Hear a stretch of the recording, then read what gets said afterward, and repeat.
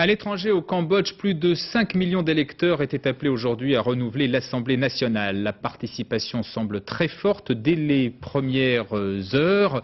Des centaines d'électeurs faisaient patiemment la queue devant les bureaux. Les anciens communistes du chef de gouvernement Hun Sen affrontaient les deux chefs de l'opposition, le prince Ranariddh et l'ancien ministre des Finances.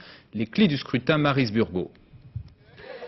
Dans les sacs bleus, les urnes de la réconciliation. Transportés sous bonne escorte, ils sont la fierté du peuple cambodgien. Car pour la première fois depuis 30 ans, ce pays, aujourd'hui presque pacifié, est capable d'organiser lui-même des élections législatives.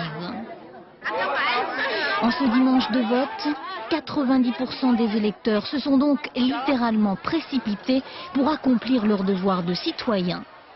Phnom Penh, qui semble aujourd'hui retrouver un début de sourire après les années noires de la dictature Khmer Rouge.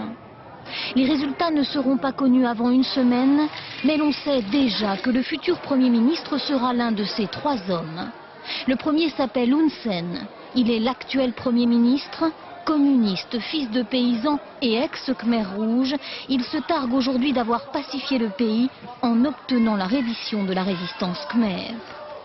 Le deuxième homme n'est pas fils de paysan mais fils de roi. Le prince Ranariddh est d'ailleurs vénéré comme l'est son père, le roi Sihanouk. Écarté du pouvoir il y a un an par Hun Sen, ce royaliste espère aujourd'hui prendre sa revanche.